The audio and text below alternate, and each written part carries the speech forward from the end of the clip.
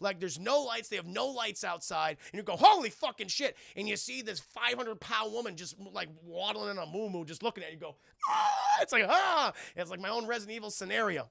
Hello, I just wanted to thank you for clicking on my video, and I wanted to let you know not only do I create content on my YouTube channel here, Class in a Glass, but I'm also on Twitch where I play single-player games, multiplayer games, I do movie reviews, cartoon reviews, and a whole bunch of other stuff. Also, it would be a big help if you can check out my Patreon, where you can gain access to audio commentaries, reactions, and the ability to submit questions for my podcasts and videocasts. And all that content can be found in the links below. In the meantime, enjoy the video. So, chat, in case I missed you, we got to get into this right now. Welcome. So, yeah, let's go ahead, because I don't have a lot of time because I have to extend this. I have to extend this into Friday as well. And I got so many questions this week from you guys, which, again, thank you. I really do appreciate it. Subscribe to the YouTube channel. Thank you, Red Wing. Thank you so much. Appreciate that. Let's get to 1,000 subscribers sometime this year, chat. That'd be amazing. But here we go, chat. We're going to go ahead in the order in which I have received these. Me Hazel likes to go last. We'll save her questions for last. So we're going to go into the first person who submitted questions. How many questions are there? A lot. I have like a lot of questions. Some of them are short though, but I have like about 12 questions. I got 12 questions. It's a lot.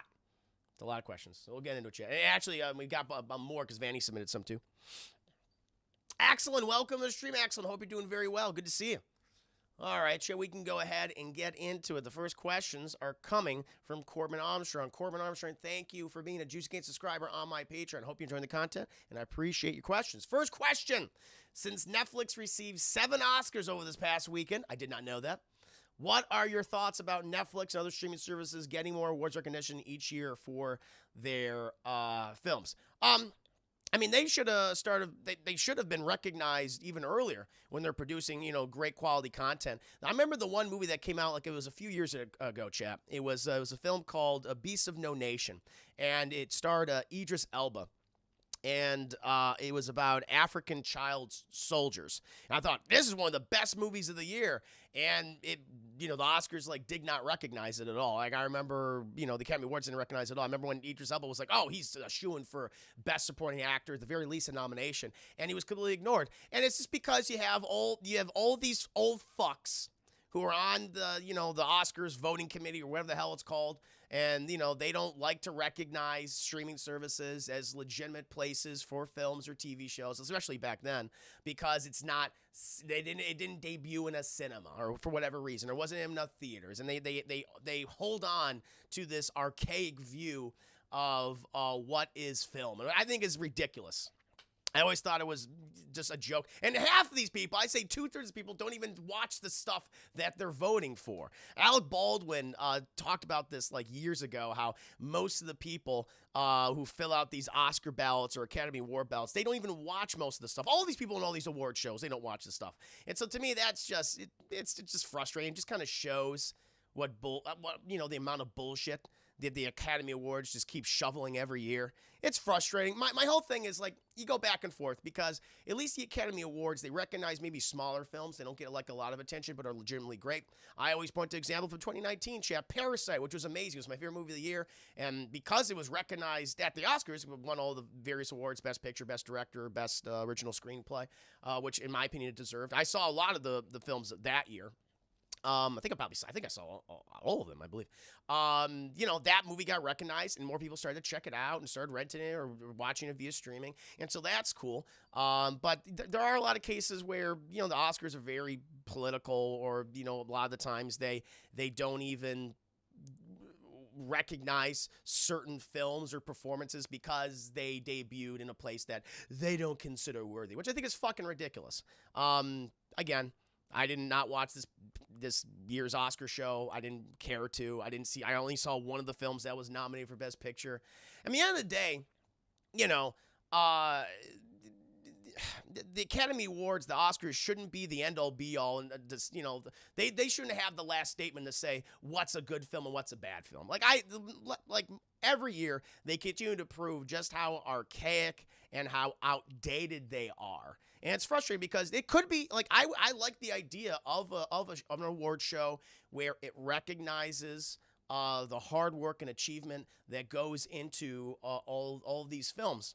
And I think that their system of voting is so inherently flawed, and it has been for decades, that you're not going to see a better Oscar show because of these backwards ideas that they've had. And it's too bad because I like to recognize film. I like to recognize the achievement and the work that goes into in all cases when it comes to the direction, when it comes to the editing, when it comes to the sound mixing, the sound editing, the acting, all of the above.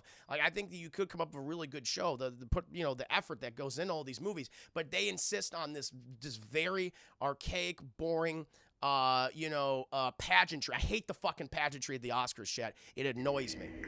Thank you, waifu. Thank you, waifu, for the 10 biddies, and thank you, Vanny, for giving us up to Bat Boy. Appreciate that. So, I mean, it's cool. I'm glad they're getting recognized more and more at these award shows, but it should have happened long ago. Should have happened long ago. So many films should have been recognized, and it had maybe they've been at the Oscars, maybe they would have gotten more attention. More people would have been willing to check them out. So. Yeah, it's just this past year just proved that so many people that are part of that community, a part of that whole process, that organization, they don't fucking get it. They don't get it, and it just annoys me. It just annoys me. Corbin, I did not get why Norman won Best Picture, though. I have not seen the film, but from what I've seen, it's just people trying to run the U.S. I thought Trial of Chicago 7 would win. I mean, I saw Trial of Chicago 7, but I haven't seen Nomadland. I keep calling it Normanland.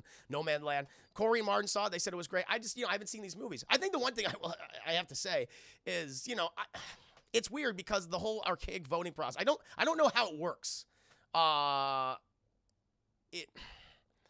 Like, I think, one, they should recognize other films that are seen by the general population more. I bet but the Oscars, Academy Awards, they always have such a distaste for genre stuff. I mean, that's been for years. Horror, science fiction, fantasy. Unless they're obligated, when they have a situation like Lord of the Rings or like back, decades ago, like Star Wars or anything, chat. Like, I think they should recognize more of those kind of genre films, because that's clearly what a lot of audiences really like. That there should be a balance. I don't know. It's weird. Personally, I think it would be kind of cool. I just came up with this off the spot, just it wasn't even a part of the answer that I have for Corbin. But it would be kind of cool to recognize films, like have an award show, but based on genres. That'd be kind of interesting to me. You have like a award show for dramas and horror or science fiction, something like that. I don't know. That would be kind of cool. Like something like Get Out's like a rarity. What's worse, the Oscars, the Video Game Awards? Oscars, I think. I don't know because I don't know. Video Game Awards is just advertising. Most of it, the awards are barely a thing, and all the rest is just advertising. So that's a Sophie's choice of shit. So maybe the Video Games Awards are worse. It's a good question. Crusaders 95 is they have that award show. It's called Sarah. No, I know. But some of the nominees are questionable. Sure, I think it just shows that the award shows in general are just weird. I wish there'd be a better way of recognizing all these films. I tell you at the end of the day, I think it's just cool, like in our own little community here, chat, whether it be my channel or Double Toasted, that we get to talk about like our favorite films of the year. And I'd like to think that we like to recognize a lot of different genres, whereas the Oscars, the Golden Globes, or whatever, they don't. And so I think that's more fun. I think our lists are more legitimate than some of these big award shows, personally. Because at least we fucking saw these movies, which a lot of those fucking people have not. Mordecai, thank you for the 10 minutes. Watch VJs for game announcements now, especially because of the last 2 years. Yeah, sure. Yeah, I mean, the pandemic, and since EA. Or not EA, excuse me, E3 was canceled. Is E3 happening this year? I don't even know. I don't fucking know. Yeah, but that's just kind of my opinion on the whole matter, chat. I mean, at the end of the day, I hate the pageantry. I wish there was a better way to recognize these things, where you actually have people who've seen them and who can have a legitimate say. And like, I think this is great. I think that'd be much better. But so often, it's all fucking politics. A lot of these people haven't actually seen any of these movies, and they're just doing it for the sake of doing it, or they're following trends, which I think is so shitty. I really dislike that. Yeah. Oh, yeah, that's right. Respawn Entertainment did become the first video game company to win an Oscar, one for Best Documentary Short for Colette, which I haven't seen. Hey, good for them. Respawn's I think one of the best developers working today. They've never made a bad game. They are the crown jewel in EA's crown. You know, they made the Apex Legends chat. They did the both Titanfall games. They originally there were a lot of those people came over from Call of Duty 4 Modern Warfare, which I think is one of the best military shooters of all time. And most recently did Star Wars Jedi Fallen Order, which I know they're working on a sequel. They're working on another new game. So love what they do. Love what it's in the game. But yeah, I mean, at the end of the day, chat, God, the archaic nature of all these award shows, they just grate on your nerves. It's like, oh God, and I hate all the in between like comedy bits. It's like, geez, who writes this shit? It's awful. It's awful. Like, I don't mind the musical performances, like for best song. I think that's fine. I don't mind that at all. I think that's totally cool. But all of these comedy bits is like, Jesus Christ, it just drags on and on and on. I hate it. I absolutely hate it. Or these speakers that come out and they don't believe in anything that they actually say.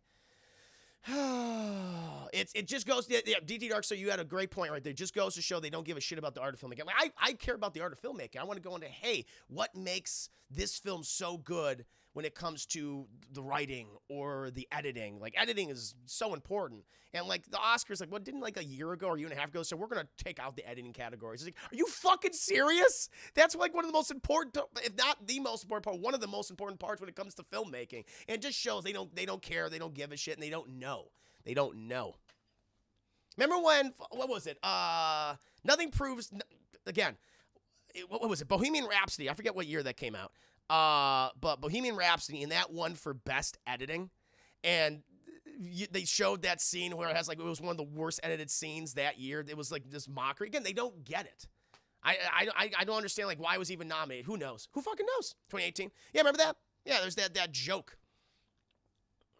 Yeah, it's just frustrating, chat. But yeah, to answer your question, in general, see, I told you I give you robust answers.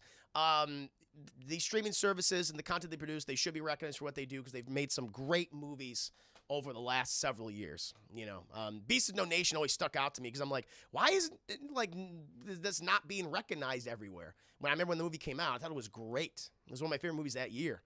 But there you go. That's the reason why. Because you got all these old fucks and the archaic nature of these ceremonies and the pageantry and all that bullshit. Good question, though, Corbin. Good question. We'll move on to Corbin's second question. Oh, yeah. The whole show. Yeah, so recently, because I didn't know about this. I didn't watch the show. It was told, I guess, by you guys. You told me.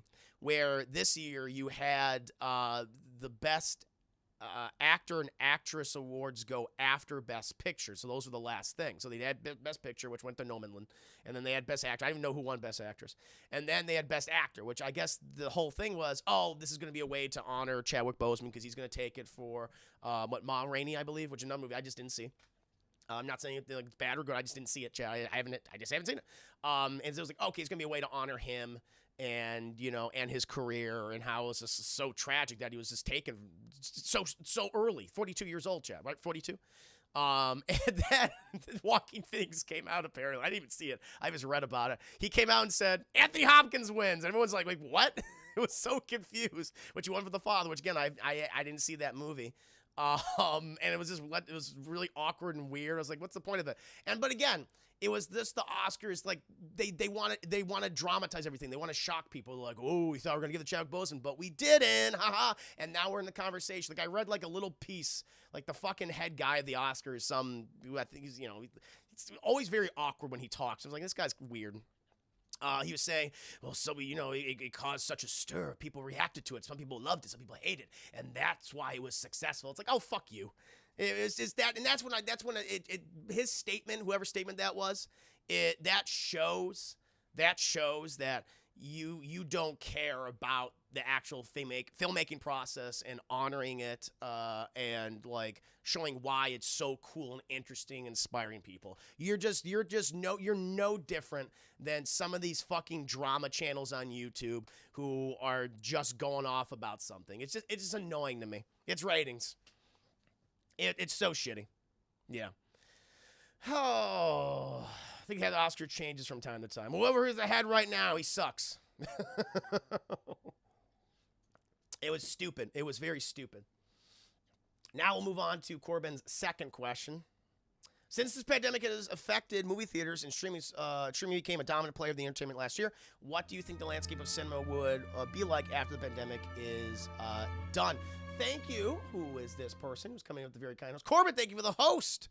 I'm answering your questions right now. Thank you, Corbin. Hope you like that answer. Hope you like that thick, girthy, well-endowed answer. Well, we know some of the immediate effects is that movies will be going to streaming services and VOD a lot faster now. They won't stay in the, I mean, they'll stay in the theaters, but they'll also be available on streaming services a lot earlier. VOD a lot earlier. Like I forget what specific company who's doing this, but now it's going to be like, what, 30 to 45 days before, like, they're in theaters. So the day they're in theaters and 30, 45 days later, they will then be on VOD. They will then be on whatever this company's streaming service is. So I think that is a big thing that is changing right now. I think that's immediate. I think we've been seeing this for a lot longer, but I think smaller films will go to streaming services more often. So something like, a Martin Scorsese movie, for example, which it's crazy to say that's a smaller film, but, his not even smaller film, but just, I don't know, stuff that isn't blockbusters, stuff that isn't maybe genre films, like they will have more of a home on the streaming services, on streaming service. That's what we saw with The Irishman. I think that's going to happen more and more and more and more and more. I mean, we saw with David Fincher this year with Mank, right, which I didn't see. So we're seeing that right now, I think, play out. And but even though I think it's going to be more just big movies in theaters, I think we're going to see less of them, at least like for a little while. Like there is a backlog of films they're going to have to put out, but because these studios have lost so much money, I think they're going to be more careful when it comes to picking and choosing what projects they're going to do. So we may not see it right now, but maybe like in 2023 or 2024, we will see like, okay, there's not as many big movies, not as many blockbusters out because of the effects of the pandemic. Because it's having a years long effect on the industry, chat. That's what's going to happen. But yeah, those are the big things I think is going to happen. Movies will go to streaming and VOD faster. Smaller films, they'll be more at home on streaming services and not released in theaters, and you might see less big movies, less blockbusters in like the next few years because of the effects of the pandemic. That's what I'm thinking. He looks like hitting Blu-ray in 5 days and only came out a couple months ago, so there you go. Yep. Thunderly, I think theaters will stagger. People who love streaming or collecting physical copies of films will thrive. Theaters gotta, like, this shows that, I mean, they're in the red. They're all in the red right now. And even the theater chains I like Elma Draft House puts on I love what they do, but, they file for Chapter 11 bankruptcy, chat. I think theaters need to recognize, okay, like, you gotta fucking up your game now at this point. Like, you offer shitty service. A lot of these theaters, not including Elma Draft House, because I love what they do, but a lot of these, theaters like, AMC and Regal and all these other ones, they suck, the services they offer and the lack of customer care. Like they have to improve. Like that's a big thing. It's like, all right, enough of these dirty theaters, enough of these shitty bulbs, enough of these terrible sound systems, enough of these awful policies that you never implement when it comes to like wrangling these goddamn, jabronis who are always talking and shitting and do whatever else they're doing in the theater. It's frustrating. So hopefully the theater experience will improve. That's what I want. As you asked me, there's a story going around that Pixar isn't happy that Luca is going direct to Disney Plus now. CP Dr. Realgy wanted this happen, so I agreed because of COVID. Yeah, sure. But yeah, that's my answer for you, Corbin. And this is that was good. I hope you like that. And throwing soda, chat. PR Big Fudge, welcome to stream. This is terrible, at least one by me. So they're basically rejects from the DMV. Yeah, they don't care. I guess they're getting shit to pay. It's a big reason. Oh, and this is Corbin's third and final question. Related to the prior question, I started more about how a good or bad movie can come out of nowhere, whether it was in theaters or streaming. What are your thoughts on people taking films that were released for streaming services more seriously, like they do with television shows? I mean, at the end of the day, that's on them. If they like it, then they like it. It's good for them. I'm hoping that it will encourage people to be more open-minded. When it comes to like films that come from streaming services. I mean, that's something that you can hope for, but again, that's on them. If anything, I hope that like these streaming services offer filmmakers a chance to execute their vision more effectively than something that they know is going to go to a theater. Like I always point to I think the reason for the success of someone like I always forget his name every goddamn time. Oh God, horror filmmaker Mike Flanagan. Mike Flanagan, like he got his success, chat, on Netflix when he released a film called Hush, which is a great little slasher, home invasion movie. Really love that one. That one did absolutely so well. And then he had continued success until he's making great movies and TV shows and everything. Did Doctor Sleep, of course. So I'm hoping that streaming services just offer an avenue for filmmakers to more accurately execute their vision, to give them a little more creative freedom, and you get more genre bending stuff. I think that's cool. But it's on other people to take them seriously or not. I mean, you can't control. I mean, the same thing with the Oscar people. Those Oscar voters, those whatever that sit on those goddamn committee who are so are all in their 80s and who are fucking around all the time. It's on them. It's on them. Yeah. Mm-hmm. Not to mention better food. I ain't paying $12 for personal pizza. Oh yeah, for the theaters. Yeah. Well, some of those theaters now they're trying to make up money, so they're overcharging everything. Like Mark was talking about, like I think a small popcorn was like $10 or something. It's ridiculous. Hush was amazing. PR Big Fudge. It was. Yeah. Yeah. But yeah, it's gonna depend on people whether they take those films seriously. I mean, can't force them. Can't force them. They got to do it on their own. Newsy Ducky, welcome to the stream. I hope you're doing very well. I enjoyed the nachos and the huge sodas. Well, now you're going to be paying $30 for all that.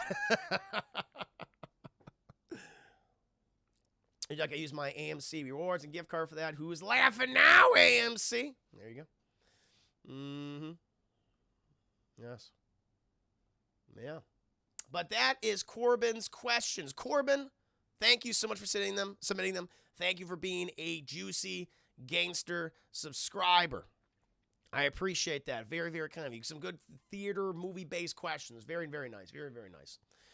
Now, chat, we can go ahead and move on to Osnick's questions. Osnick has submitted one question. This is a good one. You guys will like this. Question one, a long one. What DC characters would you like to see in an Injustice 3 chat? So Injustice is made by NetherRealm Studios, the creators and the makers of Mortal Kombat, recent Mortal Kombat games, chat. So he's saying like top 8 also, they have to be new characters that haven't been playable before in the games, chat. So listen, if you like fighting games, I've always loved Mortal Kombat, and Justice was a new series. I think it started like when 2011 by NetherRealm Studios. Basically, it's just DC characters are fighting each other. It's kind of like in a dystopian-esque era chat where Superman went fucking crazy. He's like a fascist. What Zack Snyder always wanted. Except in this case, it's good. And yeah, they have all these different, DC heroes and DC villains going at it. It's a great series. They had Injustice 2, which was even better than the original Injustice God Among Us. Love that game. Own both of them, chat. The NetherRealms has been producing some great content. But they have a very thick cast of characters, roster of characters, if you will. And so I have, I think I have 12 characters and a bonus character, chat. So 13 altogether. Mordecai, thank you for the 20 minis. Snowflame, the cocaine supervillain of cocaine, installs where he gets powerful with each line of coke. That sounds amazing. I wouldn't mind that at all. That'd be cool. So I'm going to go through thank you for the 20 minis, by the way. I'm going to go through my list. And then we can, I'll ask you guys what you want. We might have some similarities, chat. I'm just going to go down my list. So starting with, these are characters that have not appeared in either game. They may have been maybe background characters or something, but they haven't appeared in them. So a couple ones on the top of my head, I think would be really cool. One, I think everyone's been asking for, Static Shock. Static Shock, I think, would be awesome to have in Injustice 3 if they were to do that. We know they has possibly a movie on the way. Who knows? But that'd be really cool. Static Shock is an obvious one. Let's get Virgil Hawkins in there, chat. Superhero Static Shock. Woo, indeed. After that, chat, Booster Gold. Booster Gold, idiot from the future, wants to become a superhero, so he goes back to the past and is still an idiot. He'd be a very fun character to have in there, no doubt about that. You always need a stretchy guy, Jay. You need a stretchy guy. Can morph his form into anything. Have a lot of fun with it. Plastic Man is an obvious one, chat. Very funny, very sarcastic character. I think that'd be cool to have him in there. My fourth one, you gotta have those magic users, chat. Constantine, I think, is an obvious one.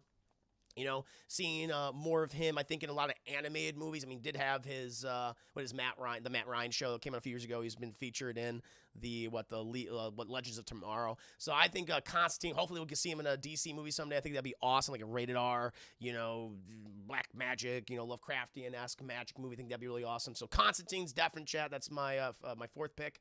Let's go talk about those new gods, chat. You know, yes, we've had Darkseid already. Darkseid's already been featured, but let's get someone like Granny Goodness, chat. A 7-foot-tall, very thick, very well-endowed Granny, chat. Let's go ahead and have her wrecking shop. So definitely get Granny Goodness, and I would get Ed Eisner, chat, who voiced the character from Superman the Animated Series, to voice Granny Goodness once again. No question when it comes to Granny Goodness. Another, I think I saw someone mention this in the chat. I don't know how you would do it, but I think it'd be really cool to get Beast Boy. So we do have some other Titans, some of the Teen Titans that appear in this in the games, chat. Cyborg, of course. Robin, of course. Starfire, Raven, we had them. Let's get Beast Boy there. It would be really cool to have his moveset where he's transforming into different animals, chat. You know, a gorilla, a rhinoceros, you know, like a hawk or something. I think that'd be great to have Beast Boy in there. That'd be big for me. My other choice, chat. So as we know, Mortal Kombat, they introduced, like, I forget the guy's name, but they introduced a cowboy-esque character to that, voiced by Troy Baker. And I really like how he plays. He's great. Great long-range character. And so I was like, hey, let's get DC's cowboy character in there, chat. Jonah Hex, bounty hunter, ex-Confederate soldier, going around, dealing with the supernatural, but also the, you know, America's worst outlaws. I think Jonah Hex would be a great choice. Aaron Black, thank you, Xavier. Aaron, yep, you're correct. Aaron Black, definitely, or excuse me, Jonah Hex, definitely. Let's get some more villains in there. So I mentioned Granny Goodness. We have had some Batman villains have been featured in Justice. We had the Joker. We had Harley Quinn, who's kind of like an anti-hero now. We've had Scarecrow, which has worked out really well in Injustice too. I think a great fighter to have in there would be Ra's al Ghul, chat. You know, the leader of the League of Shadows, League of Assassins. Ra's al Ghul, I think, is an obvious choice. That'd be so much fun to have. Have him use his sword in combat and all that. Another Batman villain I think would be fun, chat. I don't know how you would do this, but I guess you could. You can morph all his arms and legs and body into different things and objects. Clayface. I think Clayface would be a really fun villain to have in there, chat. That'd be awesome. Another character which is just blowing up recently, chat. You've seen him in Harley Quinn. You see him in the upcoming The Suicide Squad by James Gunn. King Shark. King Shark is obvious. Hand. I mean, well, let's have him do this. Let's have him after he performs, after he vores you, chat. He just stares his hand and points it and goes, hand. That'd be perfect. Gets Stallone to voice him, or get the other guy from Harley Quinn to voice him, chat. Either or. Yeah, but King Shark is great. Another, like, animal-esque character I think would be neat to have, chat. I mean, continue with the Batman villains. Man-Bat. I think Man-Bat would be really, really awesome to have in the game. Have him transform. It's like a werebat creature, chat. What's not to love? What's not to love? This one is more of like a fanboy-esque, like, you know what? If you want to, like, really, you know, pull up my heartstrings and go, oh, that's pretty goddamn cool, chat. I would love to see the Phantasm, chat. The Phantasm, of course, featured in Batman Mask of Phantasm. One of my favorite Batman movies, one of the best DC animated films out there, chat. Let's get the Phantasm in there as a fighter. That would be really, really cool. And my bonus, chat, that I think people would love, and I think it's necessary to be like, oh, you know what you're doing. Kite Man. Hell yeah, let's get Kite Man in there, chat. Who is like, I think we all have a little Kite Man inside of us, chat, after we watch Harley Quinn. So that's my list of characters, chat. Static Shock, Booster Gold, Plastic Man, Constantine, Granny Goodness, Beast Boy, Jonah Hex, Ra's al Ghul, Clayface, King Shark, Man-Bat, Phantasm, and Kite Man. What about the rest of you guys? What do you feel? Who do you want to see in there? King Shark having special interests with Constantine to bring up yeah, their boyfriends would be great. Exactly. In that new movie. Mm-hmm. The Spectre. Spectre would be good. I can see the Spectre. Very excited about that. I think it'd be love to see them put Lucifer Morningstar. Oh, yeah. In that Lucifer show. The Condiment King. I like it. Yeah, very good Bat Boy. Darkslayer. Static, of course. Yeah, Static's like an obvious one. Ragman? I'm not familiar with Ragman. You forgot Condiment King. People were like, Condiment King. Fair enough. I thought I'd be able to earn some love with a Kite Man. Everyone's like, Condiment King. Condiment King. Black Lightning. Black Lightning, I think, was in Injustice 2. I think he was like an alternate costume for somebody, but I think Black Lightning is technically in Injustice 2, I believe. I could be wrong. I don't know. Correct me if I'm wrong. Mr. Freeze, if he has Mr. Freeze has been in Injustice. He's an alternate costume for Captain Cold, I think. Yeah. Black Knight was rated all. That's what it was. Freakazoid. That'd be kind of cool. Freakazoid would be awesome. Guess for what characters they do. Hellboy, Ninja Turtles, and Justice. They did. Yeah, they did those. Azrael. They would do like an alternate suit for like Batman for Azrael. Zaz. You can see Zaz. Yeah, he appeared in Justice 2, but not as a fighter, as a background character. Static was an Injustice phone game, and that's just an Injustice to character. Oh yeah, no, he deserves to be like in a proper game. Why is Rainbow Raider getting no love? I don't know who that is. Tyler Swig, I don't know what's any of these things are, but I'm happy to have you, Tyler Perry. Welcome. Mrs. Free, she's just in the tube the whole time. She's just in the tube. Yes. Martha Wayne just dead on the ground. Mr. Mud. Polka Dot Man's a great one. I love Parasite. I like Parasite. Mr. Mine, we know is coming up in the new the Suicide Squad, played by Peter Capaldi. The Black Racer could be a Flash kid if it isn't already. Give me Alfred. Yeah, let's get that Alfred in there. Yeah. So I think we covered a lot of good ones. I'm noticing like a lot of similarities, yeah. But yeah, Static Shock, Booster Gold, Plastic Man, Constantine, Granny Goodness, Beast Boy, Jonah Hex, Ra's al Ghul, Clayface, King Shark, Man Bat, Phantasm, Kite Man. I think we will do Mr. Mitzelpick. I was thinking about them, like how would you use him? How would you do it? And you got to think too, like what's the hitback, like the hitbox ratio of someone like him? Like you really got to think about that. Mephisto. Maybe something I'll mention a little bit later. Okay, hear me out. Starro is just a giant. Well, they kind of do that. He's like, so you may got to shrink him down. Though we definitely have to shrink him down. Tell me more about this Kite Man. He is literally that's all you need to know. He is a man who has a giant kite, and he commits crimes. And he lusts after Poison Ivy. And he almost got married. I already said Snowflame being campaigning for him since Justice 1. Anti-Monitor. Anti-Monitor's been in the background, I think. Yeah. Yes, chat. I love it. No, good suggestions. Good suggestions. But yeah, we know that they're gonna do another Injustice 3. Both games sold very well. Both were very critically and commercially successful. So we'll definitely get more of those. Mr. Miracle will be a good one. I see that. Yeah, we get more of the New God stuff. I can see that. I think someone else mentioned Orion before. I can see Orion in there as well. But yeah, I try to do like a diverse set of characters, villains, heroes. You know. I guess it's a little Batman heavy. I mean, I guess how many Batman characters do I have in there? I got 1, 2, 3, 4. So yeah. Etrigan the Dragon would be cool. I can see Etrigan the Dragon. Very nice. Apache Chief. Yes. Yep. We can do that. Oh, Lord. That'd be fine. Very nice. But that was Osnick's one question. It was a great question, Osnick, though. I liked it. It made me think about what characters I really want. Like, it'd be cool to see interactive, how they would fight, what their abilities would be. I think this is a good selection. I think these guys would all work rather well in a fighting game.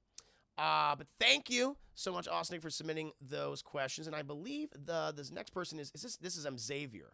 I believe this is Xaviers Questions right here. Again, Osnick, thank you for being a subscriber on my Patreon. But let's go ahead and jump into Xaviers Questions. Here we go. Since you talked about Kefka being one of the greatest villains in video game history, yes. Main villain in Final Fantasy VI, chat, my favorite Final Fantasy game, is made me want to play the Final Fantasy games. Since Final Fantasy has been around for so long, it's hard to know the best place to start. Yes, the stories are different, but gameplays change over the years. Yes. So my question is, what do you think is the best Final Fantasy game for newcomers? What do you think is the best Final Fantasy game for newcomers of I'm sorry, I already read that. I'm sorry. So my question is, what do you think is the best Final Fantasy game for newcomers of the franchise? Do you think it's necessary to play the older classics? He says 1 through 10, or should I go for the newer ones, 15 or 7 remake? Well, again, as you said, it's not it's not necessary to play them like from 1 all the way like up. Like what's so good about the Final Fantasy series, as you mentioned, it's an anthology series, so it's always a new story. For the most part, yes, some of the games get multiple sequels. Like 13 got like 15 sequels for some reason. So you can go back and forth and play the stories. There's like maybe some stuff hinted in the background of like, related to, but mostly it's like the summons and like the magic. Like there are some consistent things, some aesthetic things that carry over between the games, like the currency system, like the magicka system, like all that is very the same, but then the character and the world will change itself. The aesthetic will change. But to answer your question, like one that you should start with, like a good gateway Final Fantasy game, honestly, it is Final Fantasy VII Remake.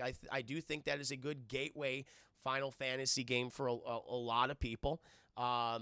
It's more of an action RPG than it is. It's not turn based, obviously. Although I have to describe, I love turn-based Final Fantasy games, JRPGs, of course. But if you wanted to start the series off, where I think a good step in the right direction is Final Fantasy Remake. I feel like Square Enix did a great job with that game. I do have some criticism of it, but overall, really enjoyed it for the most part. That's going to play. Now, if you want to do some of the because I really haven't been a fan of the newer iteration of Final Fantasies, like 10 on, haven't really liked them. Haven't played all of them. The ones I have played, I didn't like. Really hated 15, although I know 15 has a lot of fans. Not a fan of it. I'm looking forward to 16, though. But I think, yeah, if you want to go with the newer ones, Final Fantasy VII Remake is a good bet, good safe bet. If you want to do some more classic Final Fantasy games, one where it's, hey, this is like, the 16-bit, 32-bit, eventually 3D games, all that. Hey, good to start. Final Fantasy IV is a classic turn-based JRPG. Final Fantasy IV, I think you'll be entertained by. 6, I think, will entertain you. Now, when you move on to the polygons, the 3D ones, I mean, you can play Final Fantasy VII. Just know that it's dated looking. Its systems work really well. Its combat systems are great, but it's dated. Fucking Cloud has these giant meat patty hands, and, Tifa has these giant pointed triangles for bosoms, so you just know that aesthetically it's not going to look great. But if you want to, get to where the 3D models look a little bit better, then maybe I would encourage you to check out 9. I really like 9. But again, it's going to look dated, but the systems work really well. So I would tell you this. Play Final Fantasy VII Remake first. It's an action RPG. Maybe you have more familiarity with that. And then if you want to play more classic games, go with 4, go with 6, with that, that bit art style. And then if you want to move into some older 3D ones, can't go wrong with 7. Can't go wrong with 9. But know that they're going to be dated looking. People like 8. I'm not a big 8 fan, but if you want to play 8, you can check that out. But yeah, 7 and 9, I think would do well. But that's what I would do. A lot of people like 12. 12 is very underrated for a lot of people. Yeah. Yeah, a lot of people definitely recommend 12. So you might want to check that one out too. I like 15's gameplay, nothing more. Exactly, I'm the same way. I like the gameplay, but I really hated the story and I hated the characters. Except for the recipe guy. I like the recipe guy. Yes, Music Meister should be in Justice 3. Agreed. Yeah. Yeah, so you guys pretty much saying the same thing. The 7 is a remake. It's a good one. David Bell, I prefer the turn-based. So do I. I love that OG stuff. We think of 13? I was like, all right, this series is dead to me. 10 I dislike, but I'm like, 13 is just... I just want to go down a giant hallway for the whole game. Final Fantasy, everyone says Final Fantasy 14 is great. I haven't played it, so I can't say. I just want to recommend things I know I've played so I can give you an honest answer. But if you want to play MMO, Final Fantasy 14 seems like the way to go. But again, I haven't played it. I know Vanny swears by it. Yeah. And Mordecai apparently likes it too. Yeah, Final Fantasy is the best in all series. That's what they I would have loved it. If we get a Final Fantasy 7-esque remake of 6, that'd be pretty cool. What else here? Yeah, 13 is really hated, and it got all those sequels for some reason. I don't get it.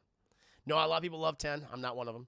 7, 8, 9, 12 are on Game Pass. Boom. Boom. Easy way to check them out. That's 9 is some of my favorite. Yes, it does. I love 9. Come Hazel's like, huh? What? The Square Enix like Final Fantasy 6? I don't know. They don't really enjoy talking about the older games. So they think the only games that came after, the only Final Fantasy games that exist are 7 and on. Oh, yeah, hand-holding 13. Oh, God. Oh, Lord. Crush Patricia, good to see you. Final Fantasy Tactics is awesome. I love that. So you want more, you want a different type of Final Fantasy game, definitely take out Tactics. Tactics is great. What's wrong with hand-holding? The game treats you like you're stupid. It's like that kind of hand-holding. Yeah. Square Enix said that they think a remake of Final 6 would be the hardest to make. They said that shit. Well, I mean, it's great. It's a quality game. But yeah, I would tell you, I'd be like, hey, you want to play a Final Fantasy game? Check out 7 Remake. It's a great gateway. And then I would play some of the classic ones later on, but know that they're going to be a little dated in terms of the look. But honestly, 4 and 6 have aged very well because of their art style. You know, that stuff just, yeah. I mean, you still see that same art style to this day. It looks so goddamn good, whereas more the 3D ones are like a little rough to look at. Yeah. But excellent question, though. Excellent question, M. Xavier. This is M. Xavier's second question, chat. A rumor came out that NetherRealm Studios may be working on a Marvel fighting game. If you had a choice, how many fighters would you have at launch? And who would be your initial character? So, yeah, it's just a rumor right now. It's like a Reddit leaker, who knows, who has a spotty history. We're going to talk about this today on 8-Bit Crumbs as well, because it's just fun to talk about. Like, well, because, you know, yes, I know about Marvel vs. Capcom and you know, Street Fighter and all that. I've not been a big fan of that gameplay style. It's never been for me. I've never really wrapped my head around it. I never got a sense of the combo system, unlike something like Mortal Kombat, which I do remember. But I'm not saying those games are bad. They're just not for me. They're not for me. But if it's true, even though it's weird, because NetherRealm is owned by Warner Brothers, and you have Warner Brothers publishing a Marvel game, which is ridiculous to me. But it's like, hey, crazier things have happened, right? So if NetherRealm is working on a Marvel fighting game, I would be all for that. So excited about that. Oh, I got 25 characters, DT Darkslayer. Don't you worry. I got my roster, and I got my fighting packs. And not everyone's going to be happy with who's in, like, the initial roster, because no one is ever happy with the initial roster. They're like, I want more. I want more. I want more. And I have my fighting packs, so don't you worry. But it's rumored that NetherRealm is working on this. If they are, wow, really excited about it. I'm definitely going to play that. Definitely going to get it. Definitely going to stream it. No doubt about it, chat. Someone mentioned earlier, I think it was a couple days ago, whoever was that, more power to you. Pat on the back, because for so long the X-Men have been, ignored recently because they were owned by Fox and they weren't really featured in a lot of the more recent games, chat. And so I think it's really frustrating. So I think if you want to do a Marvel fighting game, let's do Avengers versus X-Men. I'm not saying follow the original storyline, but there's an inciting incident and the Avengers and the X-Men go at it. So that's what the whole thing would be. It would be filled with, you would have your X-Men characters, don't you worry, along with your more Avengers-esque characters, chat. So this, I don't know what the story would be, but that's kind of like the general sense of it. I think the story would be kind of cool to have, like a Civil War-esque event. So my initial roster of 25, so I think I have my initial roster of 25, and I have some fighting packs, which I think you guys really like, much like what Injustice does and what Mortal Kombat does, where they have like DLC fighters. Maybe there'll be like a story for all of them too, which is what they did with Injustice and what they did with Mortal Kombat. Okay, but 11. They had that really cool Aftermath DLC, which I really like, bringing in Shang Tsung and stuff, and Nightwolf, and Sindel. But here is my initial roster of 25, chat. Obviously, Captain America, Steve Rogers, got to be on there, chat. Lead the Avengers, Captain America, Steve Rogers. After that, chat, Iron Man. I think it'd be really cool to have Iron Man in there, Tony Stark, Iron Man. War Machine. You get War Machine in there. Thor, obvious choice. We can start to get some villains. Loki, I think, is an obvious choice to complement Thor. So Thor, Loki. Spider-Man, of course. Spider-Man, Peter Parker. Have Spider-Man in there. Black Panther. You got to have Black Panther in there, chap. T'Challa. Wolverine. Getting some of the X-Men characters in here now. Wolverine, I think, would be really cool. I would love, personally, like Baron Zemo. I'd love to have Baron Zemo in the game, chap. That'd be me. Black Widow. Of course, Black Widow's an obvious choice. Hawkeye. Got to have an Archer. Always got to have an Archer in there, chat. Kind of similar to Injustice's Green Arrow. So, Hawkeye. Hulk, of course. Got to have Hulk. This is more like the in-between Avengers, mutant characters. Scarlet Witch, Wanda Maximoff. Quicksilver, I think it'd be fun to have in there, chap. Kind of similar to like how the Flash plays in the Injustice games. Then we get some more X-Men here, chap. Iceman. I think Iceman will be really cool to have. Bobby Drake. Cyclops, of course. Scott Summers. I've always been a huge Kitty Pryde fan. She's always been one of my favorite in my top 3 X-Men. So I would really like to see Kitty Pryde / Shadowcat in the game. Another obvious choice, chat. Storm. I think it would be really cool to have Storm in there. Beast, of course. Hank McCoy. Would be great. Nightcrawler. Would love to have Nightcrawler in there, chap. Magneto. Deadpool, I think it'd be really fun to have in there. Ant-Man. Then Falcon, Sam Wilson. And then the Winter Soldier, Bucky Barnes, chat. These would be some of mine. Now, this is my initial roster, so everyone's already upset. Everyone's upset. That's my initial 25 characters, chat, that I would have in the game. Now, I do have fighting packs. Chat. Okay, the first of the fighting packs needs more villains. I understand with you. I understand. We can move things around. Believe me, I totally get it. We can have more villains in there. I mean, we can get like a Spider-Man villain, get Venom. Everyone loves fucking Venom, but there are. I agree with you. I agree with you. So these are just ones that I was like, you know what, it'd be cool to have this person here. Maybe we remove some of these other guys. But I think we should have a Guardians of the Galaxy pack. I think that's obvious. Star-Lord, Gamora, Drax. Rocket Raccoon would be interesting to do because like his hitbox would be... I don't know how you would do Rocket Raccoon because hitbox would be odd. But Star-Lord, Gamora, Drax, Rocket Raccoon, Groot, and Thanos. I think you'd have the hero characters and you have a villain character. So Thanos is an obvious one. I think that'd be awesome to have. Then I have a Fantastic Four-pack, the Fantastic Pack check.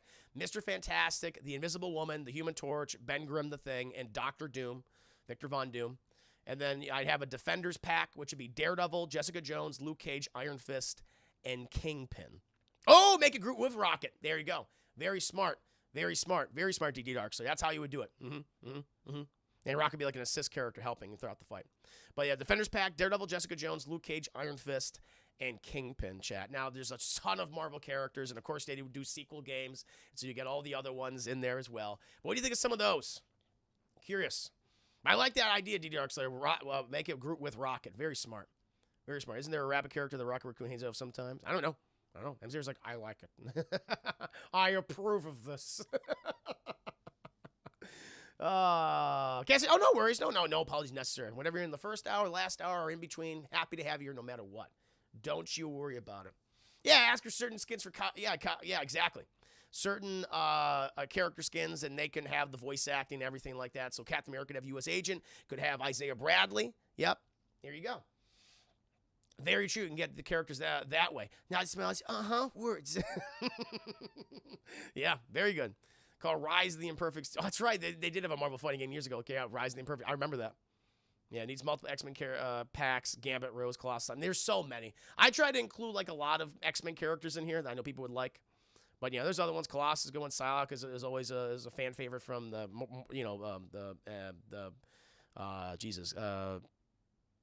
vs. Capcom. Mystique would be cool. Shang Tsung is an obvious one. I forgot about not Shang Tsung. Shang-Chi.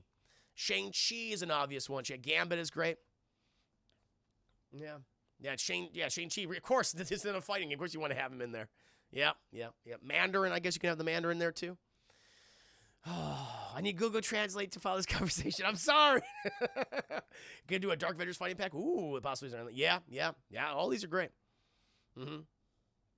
Iron Fist. Oh, no, Iron Fist, he's part of my Defenders pack. So Defenders pack would have Daredevil, Jessica Jones, Luke Cage, Iron Fist, and Kingpin. Possibly Bullseye. Thunderbolts pack, maybe. Norman Osborn. There's so many, chat. Like no one is ever satisfied with a Mortal Kombat or like any roster, whether it be Capcom, whether it be Mortal Kombat, whether it be Super Smash Bros. No one is ever satisfied, which I guess is kind of the point, because then you can have maybe the next game will have my fighters that I want. Yeah. Galactus one move and squishing. He'll be in the background. He'll be an assist. That's what he'll be. Yeah. Doctor Strange. Doctor Strange is a great choice. Yeah, I forgot about Doctor Strange, chat. There's all these I forgot about. There's so many I forgot about. Like, you can add so many more. Yeah. That's another good one. That's a great one. Yeah. Cat Marvel, Miss Marvel, it's true. Silver Surfer would be fun. Yep. All good stuff. One fish, two fish, red fish, blue fish. Very, very, very, very true. Very true. You can have like alternate skin for Peter Parker, Miles Morales. Have voice acting and everything. Dr. Doom, voiced by Dan Stevens. Of course, Squirrel Girl. You can have Squirrel Girl. Is Craig in this? He'll be a bonus unlockable character. How do you think Norman Osborn will be resurrected? In what? Oh, through some third act mumbo jumbo. Some nonsense. That's how he'll be resurrected. Through something stupid. Which I'll be fine. I'm like, hey, let's fucking do it. I don't care. As long as he comes back. As long as him and MJ are having a hell of a time. And I'm fine with it. Yes. In like the Raimi film, because they rumored he's back in the new movie. Who knows? I don't know. It'll be fun though. But yeah, that is my answer, chat. You know, again, if this is true, if we are indeed getting a Marvel fighting game from NetherRealm Studios, love it. I've never been a fan of the Capcom versus Marvel stuff. I just can't wrap my head around it. Not saying those games are bad. It's not for me. I've always preferred it's like the Mortal Kombat games are a little more slower, I think, and I prefer it. I'm slow. I'm stupid, chat, and I like the slow Mortal Kombat. All right. So take my money. That's a day one purchase. Aunt May. Oh yes, Peter. Peter, everybody knows you love Mary Jane, Peter. She's a. We can have J. Jonah James in the background. We can hold the stage as the Daily Bugle. J. just like, you're a menace, you're a menace, you're a menace. Stop destroying my workplace. From evil. Indeed. Green Goblin. We can have the Green Goblin in there. There's so many great choices, chat. You'll never be satisfied with any of these rosters, though. We never are. Like, I always feel bad. We're going to announce a new roster. People are like, this fucking sucks because it doesn't have this character. I get it. I understand what NetherRealm and what, Capcom and Super Smash Bros. Go through it because they're like, but we have all these other cool characters. We don't care. It's like, yeah. That's what they go through. Great question, though, M. Xavier. Great question. And this is M. Xavier's next question. What do you think makes something an anime? Is it the animation style, where it's made, CGI versus hand-drawn, etc.? I think, for me, I mean, I don't know, maybe there is a definition of it out there. But I do think it's the animation style, whether it be that 2D or 3D. It's just like how the characters move within a scene, how they look. It's the exaggerated characteristics. I always just thought it was the anime. I mean, when you watch it, it's like, this is an anime. There's just something about it. I think it comes from the aesthetic and the animation style, how the characters move within a scene that makes it an anime. I don't know if it's like, I mean, there are some defining, I think there's some defining attributes when it comes to anime. A lot of the times. It doesn't apply to all of them, but like the way eyes look, the way a mouth appears, like there's just something about that. I was like, okay, well that's easy to tell that is very anime. I mean, mostly it's 2D because most anime is 2D. I mean, there are some 3D exceptions, of course. I always prefer 2D anime. I never really liked 3D anime. Saw that recently with that new Studio Ghibli movie. Where I'm like, I hated the trailer. I was like, nope, I'm not watching this. Did not like the way that looked. But yeah, that's. I guess it's the animation style. I don't like. I really enjoy anime. There's a lot I love, but I know I'm ignorant to a lot of it because I haven't seen. I have my favorites. Like Cowboy Bebop, Samurai Champloo. Most recently, Castlevania. I don't think it really matters. Like I don't think it has to be anime. It's only anime if it's made in Japan. I don't think so necessarily. I think like you can have that. I think anime is just a style, person. I think that's just a style of animation, and you can do it anywhere. You can do it in the United States. You can do it in Europe. You can do it in Asia. You can do it wherever you are, South America, whatever.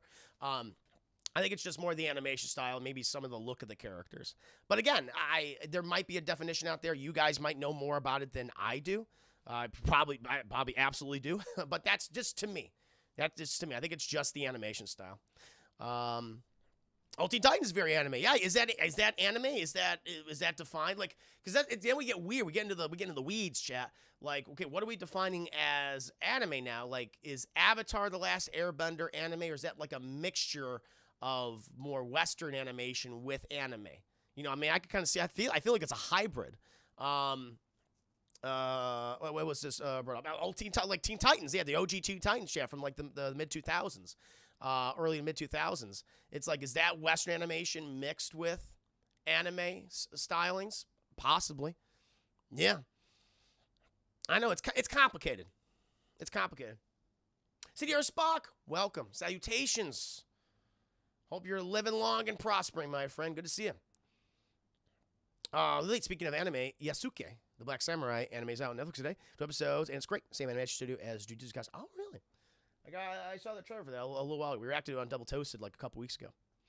Yes. Chris Beer, speaking about 2D, 3D, and CGI, I've been noticing that Netflix has been putting shows and movies on there. They used to be, that have been 2D, now it's CGI. Really? Oh, shit. I didn't notice that. I gotta check that out. Bad Boy Last Unicorn was animated by Topcraft, a Japanese studio, released by Rankin Bass. It's anime to me. It's anime to me, damn it. Fair enough. Castlevania is anime. So is that not anime? But that's anime-like. See, there's so many in-betweens. I mean, honestly, that's cool, though. I love that anime has blended the styling, that is not like, you know, the like a show, but like the anime art style has blended into all sorts of other animation styles. I think that's really exciting. I don't think it really works in 3D personally, but I like that it's blended into all these other ones. So we get stuff like Castlevania, we get stuff like Avatar: The Last Airbender, we get stuff Samurai Jack. Is Samurai Jack anime? I don't think so. It's anime inspired, I think. I don't know. Again, someone to say that that is anime. I don't know. I don't know if there's a perfect answer out there, but it's no doubt about it that it's heavily inspired by anime. No question. Even the old HBO Spawn was animated in Japan by Madhouse Studios. Red Wing said the increase in 3D will probably get bigger. Oh, no, it has been with the portraying of Japanese animators in terms of pay and skill. Yeah, I read about that. I love 2D animation. Cast is by Powerhouse Animation. That's right. We've talked about it many times. We'll talk about it again today when we react to the new trailer, which I haven't even seen. Very excited. Have you seen The Way of the House Husband on Netflix? Nope, I have not. I think I'm going to call Corey Carl tonight and see how he responds. Do it. Corey Carl Coleman.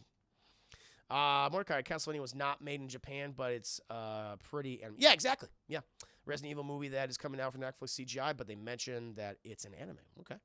Cross Patricia, they did it. The Pokemon movie about Mewtwo. Yeah, the one about a group of kids dealing with space stuff, the other things, even with ghosts in the show. Oh, I see what you're saying. Okay, yes. I see what you're saying. Yeah. I know about the Pokemon thing. I completely forgot about it. How was that? That wasn't great. I remember seeing the original Pokemon movie in the theater, chat. Like in 1999? I think it was either 2000 or 1999. I remember that. Wow. It's crazy. 21 years ago, chat. Psycho Pass is great. I didn't watch this. Did I watch the second season? I've only seen the first season of Psycho Pass. I think that series like goes in a crazy direction. First season of Psycho Pass is fucked up and great. Really love that. Really love that, chat. Yep, the Animatrix. I remember that. I watched that. That was cool. It's the only other good thing that came from the Matrix franchise, other than the first movie. Castlevania animators also did a show called Sice Manos, very grindhouse anime. People were sleeping on it. Danny Trejo did voice work. Oh. Wasn't that Pokemon movie for 2018? I guess so. I haven't seen the CGI one. Yeah. So this is good. Yeah, no, it's good. And look at the conversation you inspired, M. Xavier. I like it.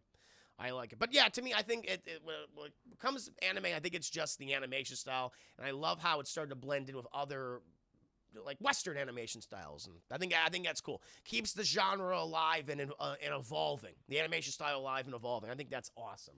So excellent questions from M. Xavier, chat. Really, really cool. But now, my friends, we got to get to Color Me Hazel's questions. Color Me Hazel. She's like, yes! Yes! Because Color Me Hazel's asked a lot of questions, chat. Have I seen Black Lagoon? I don't know what that is. Color Me Hazel, yes. She controls your fate. She controls your fate. I've never seen Black Lagoon. No. I'll check it out someday, though. One day. But Color Me Hazel has dictated to me. It's funny because I read your original questions, Color Me Hazel, and I read your like a day before, and I checked out your next set of questions, and I kind of answered the first question that you asked because I'm dealing in the horror genre. But this is Color Me Hazel's first question. She likes to create scenarios for me. She wants me to create scenarios, and this is what she's asked me. Create a juicy game fan fiction movie plot of any genre of your choosing. Who are the stars of the film? And who is the supporting cast? Do not cast me! All right. Okay. So this is my scenario, chat. This is my scenario. We have a couple. We have a husband and wife duo, chat. The husband is Joshua, my sweet baby broccoli-eating boy. And the wife, chat, is Nia Brownie, okay? Little does Josh know, like Nia Brownie, she is an expert at the dancing, chat, specifically the twerking, and she goes to these conventions. She goes to the conventions, chat, where she's great, but it's really a fucking cover, chat. It's a cover, okay? The twerk in the cast is all cover, chat, because what she really does, she's kept this from my sweet baby boy Joshua for years. She's actively involved, chat, in a dirty Sonic Boy shipping ring, where she has to take like a brand new dirty Sonic Boy, chat, and move them around the country for like smuggling operations, chat. So the whole twerking thing, it's a complete facade. It's a complete facade. And one day, when Nia Bronny went to Austin, Texas to deliver one particular dirty Sonic boy to some fucking freak show family, chat, she disappeared, and Josh has been waiting to hear back from her for years. It's been 3+ years, chat. But then he gets a message from Nia, and Nia, who is twerking and stuff, says, Josh, don't come for me, okay? Just please stay away. Stay away. You don't want to come here. There's dirty Sonic boys and broccoli. There's so much broccoli. It's spreading. Please don't come here. And Josh, as a broccoli boy, says, well, I'm prepared. I'm prepared for the broccoli apocalypse. I'll be okay. And he goes to Austin, Texas to find out what happened, chat. And he goes to what he believes. He gets this address, gets a sense of like where it is. And so he goes to this mansion, chat, that's way off like in Kyle, Texas. By the way, chat, like I got lost in Texas, in Kyle, Texas once when I first moved here. And like you'll just go off the beaten path. And Kyle, Texas looks fine. It's, it's okay. But if you like go down like the wrong road, it becomes like a fucking dirt road surrounded by trailer parks and these weird fucking houses and people just walking out in the darkness. Like there's no lights. They have no lights outside. And you go, holy fucking shit. And you see this 500-pound woman just like waddling in a moo-moo, just looking at you, go, ah! It's like, ah! It's like my own Resident Evil scenario.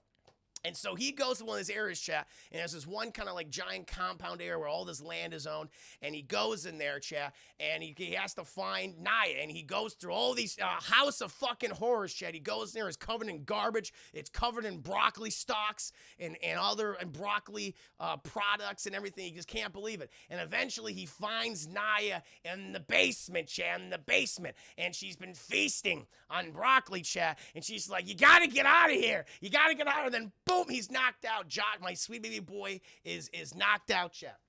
And he wakes up, he wakes up, and he is strapped to a chair, okay? And he sees several people in front of him, chat. One of those people, chat, is an elderly husbando man and butt enthusiast, chat. And this is the Ed man, chat. This is the man, Capital Naboo man. He likes a good butt, as we know. Also, we see Edman has an elderly waifu and broccoli aficionado and enthusiast, chat. Sarah, she's there too, okay? And they're like a couple.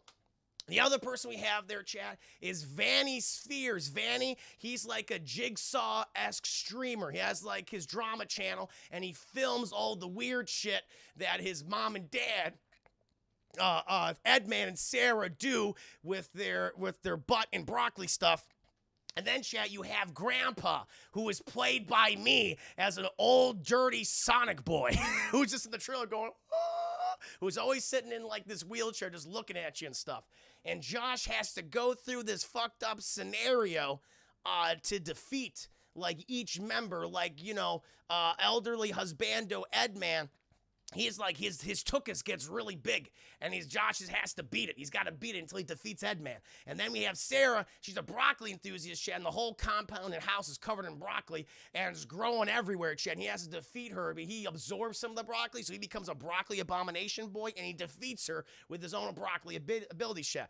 And Vanny is like a Jigsaw streamer. He's got to get those views. He's got to get those views. Follow him on his YouTube channel. Follow him on his Twitch channel. Follow him on his Patreon, okay? He creates these traps that Josh has to go through. And then the fucking third act reveal, we realize, chat, that Nia, it was all a ruse, like the whole thing, the twerking competitions, all that. It was bullshit. She used to, like, deliver dirty Sonic boys. And the dirty Sonic boy is me, chat. I was the little dirty Sonic boy, but I've grown old because the Sonic eroticism, it ages you, chat, as you just read it all the time. And that's the third act reveal where Grandpa, it was this little Sonic boy that controlled this family and corrupted them, chat. And so Josh uses his broccoli abilities to then defeat me and me from reading eroticism and spreading the Sonic furriness all around Texas. And he defeats me, and then him and Nia, even though the broccoli abominations now, they live in harmony afterwards, chat. And that is my horror scenario for Color Me Hazel. Might be inspired by something recently. Look at my Twitter.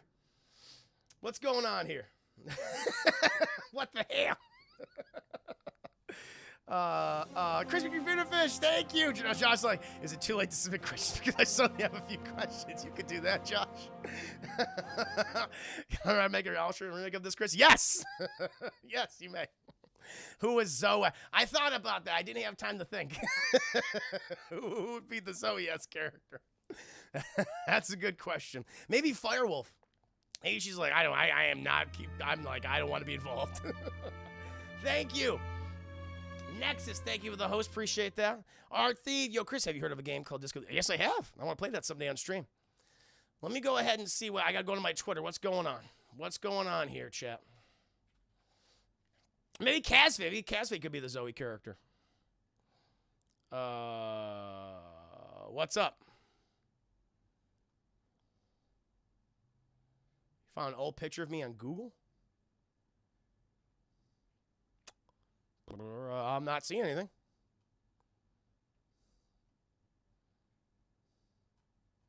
I'm not. Did you link it to me? Are you sharing it? I'm not seeing anything.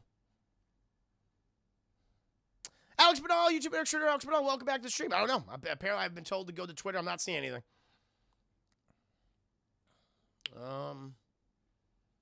Yeah, I don't see nothing. Oh, you put it on the Discord? Oh, it's in the Discord? Oh, okay. All right. He told me to go to Twitter. So did you is it put it on Discord? I don't know where this thing is. Oh yeah, everything's fine. Everything's fine. Yes, apparently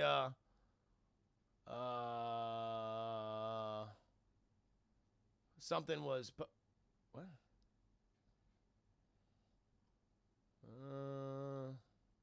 Yeah, I'm not seeing anything.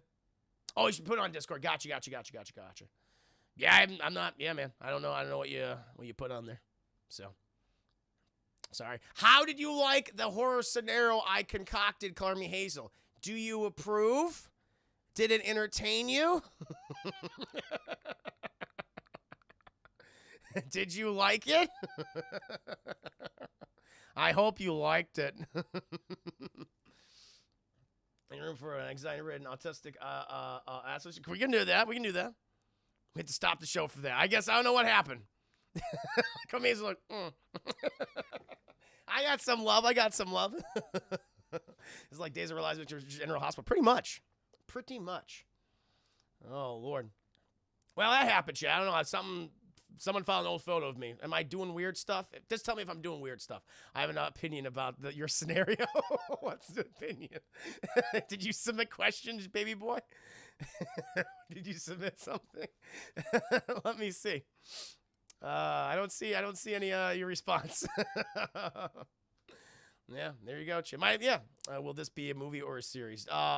Movie. Definitely a movie. No question it will be a movie film. That'll be very, very fun. Yes. Abominations of our lives. That's perfect. I love it.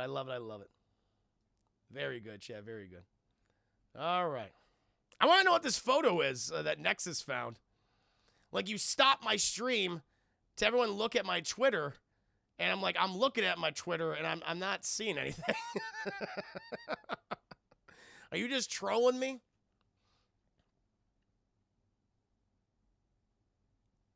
I'm not seeing anything, man. Yeah. I see nothing. I'm looking at it. The last thing I just tweeted him, check his Twitter. Just tweet at me, just check his Twitter. I'm not seeing nothing. Man, have you blocked?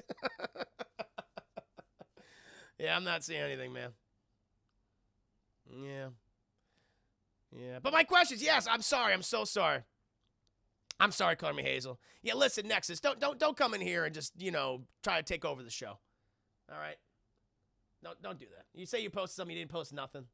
See, now I feel bad because I want to do the rest of Me Hazel's questions. I got to get going here. So, yeah, send a link then. Jesus Christ. Agreed, Mordecai. Agreed. Right there with you. Okay, Chad. All right. Sorry, Me Hazel. My apologies. Let me get back to your questions. There's nothing there. All right, fuck. Jeez. Anyway. My apologies. Listen, I will be extending the question class in the glass cast for Ask a Little Bit of Sass to Friday. I will finish everyone's questions there. So it's going to be a combination watch party class in the glass cast day. Yeah, that's what we'll do. That's what we'll do, chat. So my apologies, guys. So I'll answer one more question. How much time do I have left? I'll answer one more question from Me Hazel, and then I'll get going, chat. I'll continue your questions tomorrow. I'll get through all your questions tomorrow. I'll do this one. All right, you fucking said it. All right. It says this account owner limits who can view their tweets. All right, man. Anyway, chat. This is Hazel's next question. If you could choose a video game universe to live in, which video game universe would you live in? Mario universe, no question. Seems to be quite fun. I get to do various activities such as racing and tennis and golf. I also get to beat the shit out of each other, and there seems to be no consequences. I get to eat mushrooms all day. I get to get real big, and death apparently is I'm an immortal in that world. Unless I'm like a Goomba. If I'm a Goomba, then I'm kind of fucked. But if I'm like a Mario-esque character, maybe I'm like a Toad. Hello! If I'm a Toad, then I'm good. I'll survive. I'll go through a harrowing experience, but I will make it out. I will definitely make it out. So definitely, no question, Mario Universe. Like, other video game worlds are horrifying. Like, for example, I love Mass Effect. I would never live in there because it would be a nightmare. You have like a galaxy-ending threat, such as the Reapers coming down. You have all these criminal organizations, shit. You got the Council who doesn't give a fuck. You have all these warring races. Like, I love Mass Effect, but too terrible. Obviously not Resident Evil. No, thank you. It's stinky and it's smelly, and there's a good chance, there's like a 75 to 85% chance I will turn into an abomination of some kind or die via an abomination. Probably die via abomination is higher on the list. No doubt about that. So, and like other worlds, I'm like trying to think what other like video game. Like, I love horror games. Never want to live in Dead Space. Fuck that. Absolutely not. Monster Hunter World. Monster Hunter World will be interesting. Yeah, I don't know too much about that world just because I don't really play those games. But it seems to be there's little of consequence. You seem to survive very well. Get all this cool loot. You get trained really well. You get to eat this food in that world. Mwah, that food looks fucking good. That food definitely looks really good. So I don't know. Mario Universe for me would be the best one because I feel like I would be relatively safe and I wouldn't die horrifically. Chris, you'll hit the jackpot and be a Hanar master. That wouldn't be too bad. Hanar is pretty good.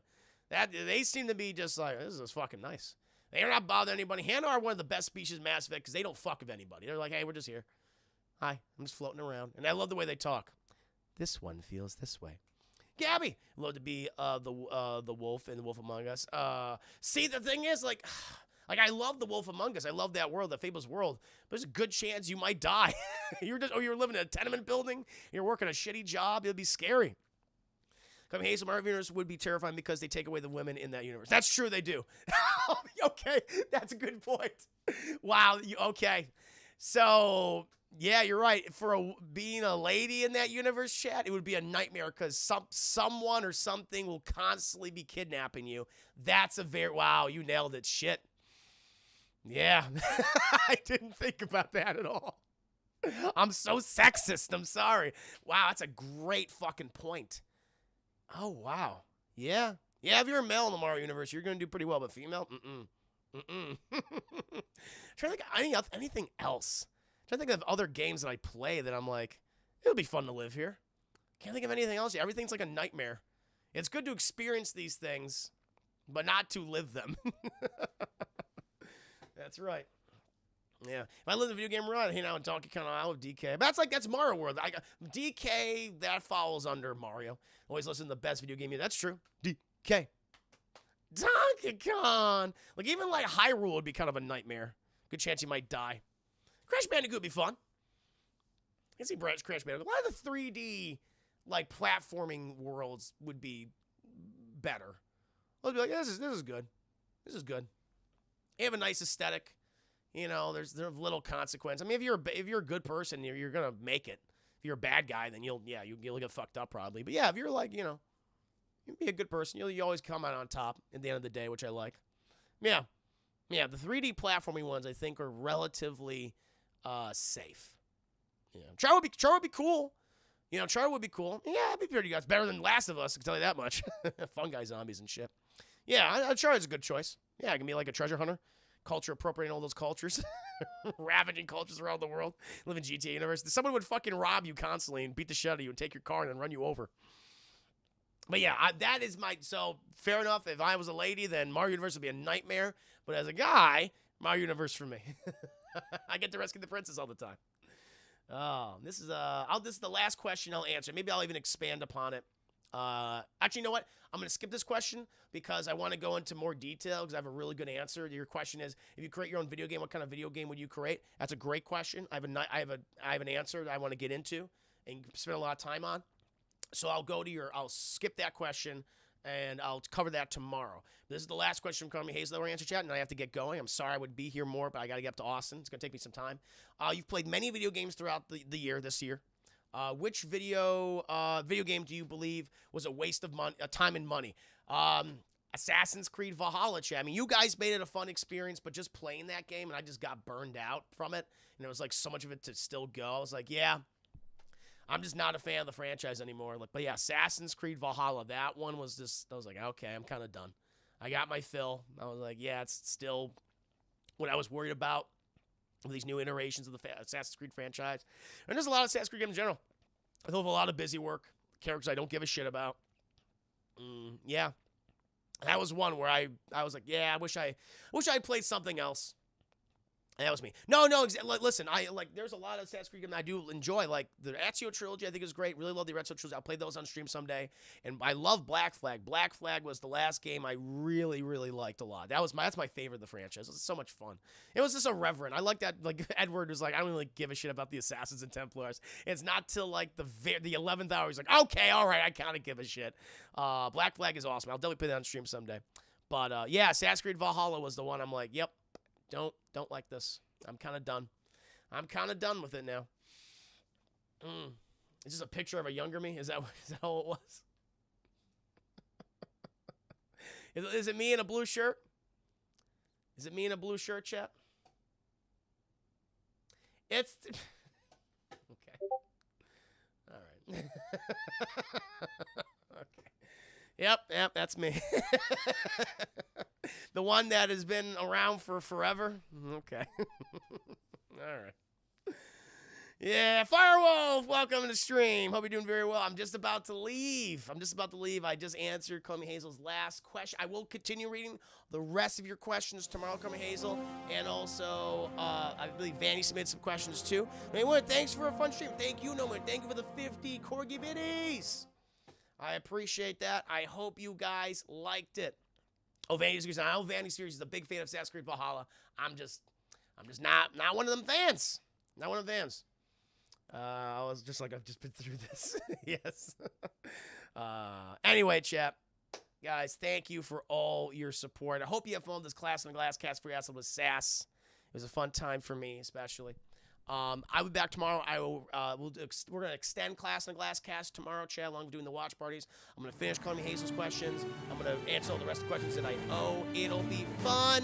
It'll be fun. DT Darkslayer, thank you so much for resubscribing. I appreciate that. Nexus, I love you. Sorry, it's okay. It's all right. Oh, but chat, for those who don't know, oh, and buy my favorite wolf. Chat. I'll start same time tomorrow. Yeah, I'm gonna do an early stream tomorrow. I'm gonna start early, for all this. I'm gonna give you a nice robust stream, chat. So I'll start like at 5:30.